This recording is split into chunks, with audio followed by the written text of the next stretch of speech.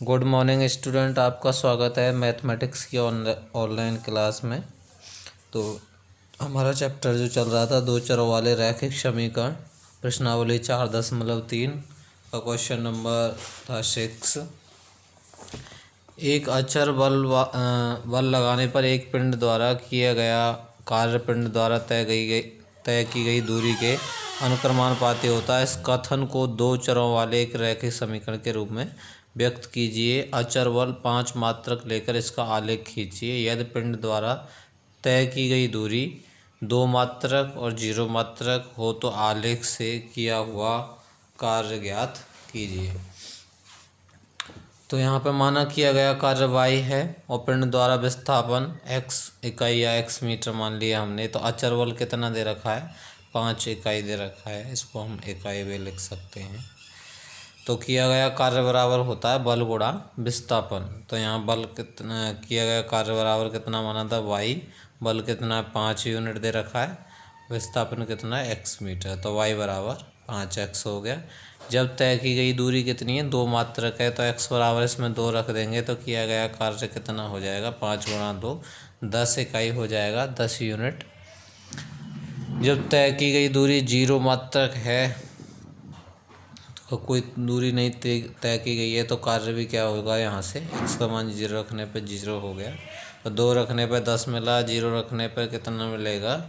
0 मिलेगा। इसी तरह हम एक और पॉइंट ले लेते हैं। x बराबर 1 रखेंगे तो y बराबर कितना मिलेगा? 5 मिलेगा। तो इस तरह से हमें ये 2,10 0,0 0 1,5 इस तरह ये 3 बिंदु हमें मिल गए। तो अब हम इसका एक आलेख खींचते हैं। तो आलेख पे हमने 0,0 को 1,5 को 2,10 को इस तरह से लिया है। इनसे जाती हुई जो है एक रेखा खींच दी जो कि समीकरण y बराबर 5x का एक जो है समीकरण जो है यहाँ से बन गया।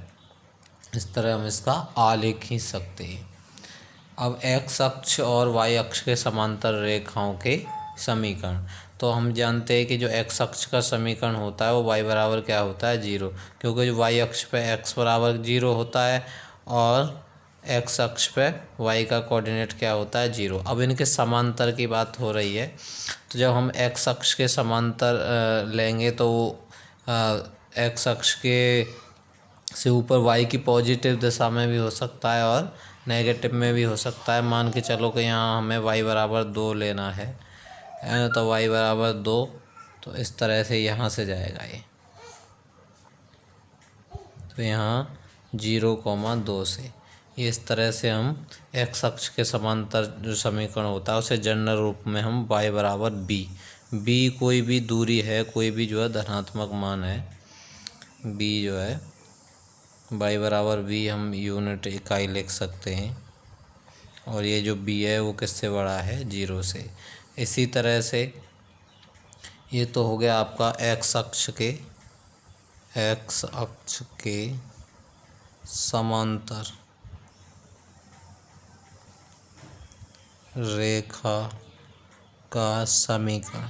तो हम कोई भी यहाँ से दूरी ले सकते हैं, y बराबर 1 2 3 कुछ भी। तो यहाँ पे मैंने शॉर्ट में इसको एक समझने के लिए b लिख दिया है। तो यहाँ पे b क्या है? 0 से बड़ा है।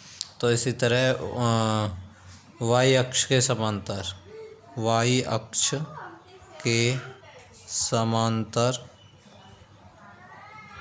रेखा का समीकरण। जैसे हम यहाँ से x बराबर 3, ये किसका है? x बराबर 3 का। तो 3,0 से जाएगा तो इसको हम x बराबर a कह देते हैं। समीकरण x बराबर a, जहाँ पे a किससे बड़ा है? 0 से, है ना। अगर 0 से माइनस में 0 से छोटा है तो इधर होके जाएगा, ये लेफ़्ट साइड से जाएगा। तो इस तरह से आप जो है x और y अक्ष के समांतर रेखाओं के समीकरण ज्ञात कर सकते हैं। तो स्टूडेंट्स नेक्स्ट एक्सरसाइज में क्वेश्चन को सेम इसी बेस पे सॉल्व करने की कोशिश करेंगे और जो भी कठिनाई आएगी उसे आप व्यक्तिगत मुझे शेयर कर सकते हैं। Thank you.